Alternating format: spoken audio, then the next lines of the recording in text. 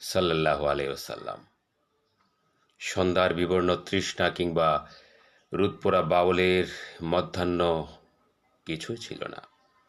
কোন তখনও স্রষ্টার গভীরে নিমজ্জিত। তাইগিস ফোরাতের পানিতে ভাসত না এজিদের ছায়া।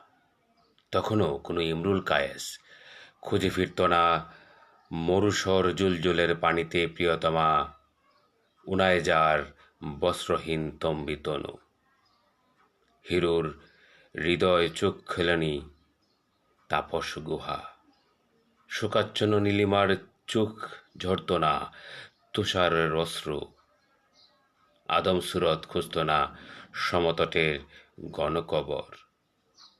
ধ্রুবতারা টানত না দিকহারা পথহারা জাহাজের গুণ। তখনও সৃষ্টি হয়নি আদি মানবের ভৌত উপাদান। পাড়া প্রকৃতির তিলোত্তমা নিষিদ্ধ ফলের বাগান, জন্মনি অভিশপ্ত জিন। আটলান্টিকের কত ফেদম পানি গড়িয়ে লুকিয়েছিল প্রশান্ত মহাসাগর। হিমালয়াদি ধূসর, কে জানে স্রষ্টার শক্তি শুধু কোণের প্রস্তুতি ছিল একাগ্র।